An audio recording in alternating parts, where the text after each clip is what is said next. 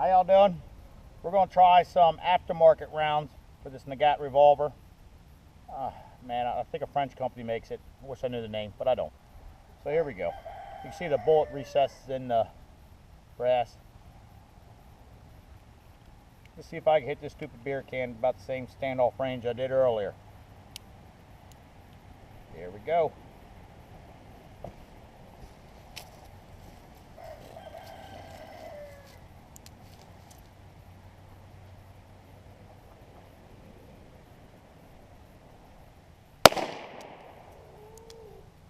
I think I missed.